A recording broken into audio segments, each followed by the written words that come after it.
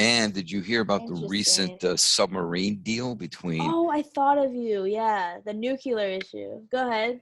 between the English speaking countries, minus Canada, basically UK, Australia, and the US, I know. something about giving Australia, the technical know-how and knowledge to build nuclear subs.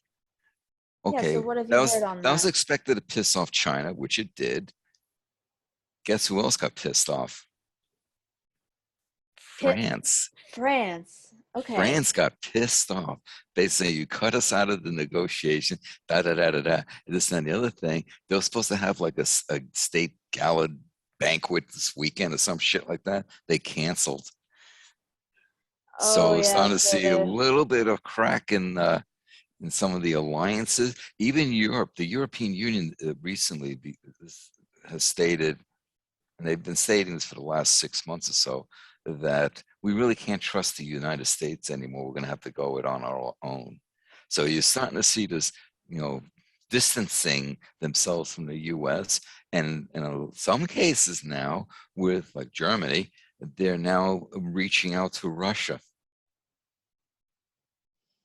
So we're Bizarre. going to be left behind. So the geopolitics are changing. So we're going to be left behind. They're going to see more and more European countries aligning themselves with Russia. And since Russia and China have an alliance going with a whole bunch of treaties and deals that they sign, you're going to have this one big Eurasian uh, coalition.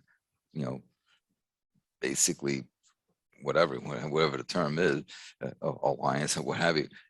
And the U.S. will be on the fringes.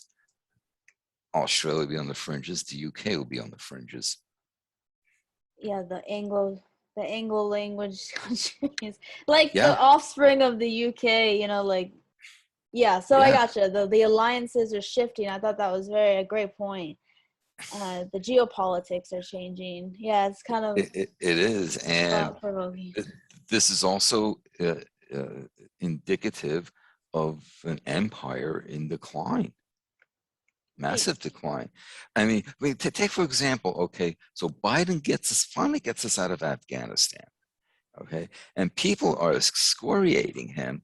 Oh, it was done shittily, and how dare you end this, and blah blah blah, and they're just attacking him. It's like, okay, well, first of all, we should never have gone in there in the first place. You should have ended this, 10 years ago. You're gonna, whether you pulled out 10 years ago, this year, 10 years hence, 20 years hence, it was going to be ugly no matter what. It was just going to be ugly. And at least Biden had the balls, in plain English, to basically say, we've wasted enough money and time here, and I'm not going to kick the can down the road any further. And from Mm. what I'm now hearing, that when Obama was doing the surge bit, whatever, Biden was telling him not to. Biden was telling him when he was VP, get the hell out, which I find to be interesting.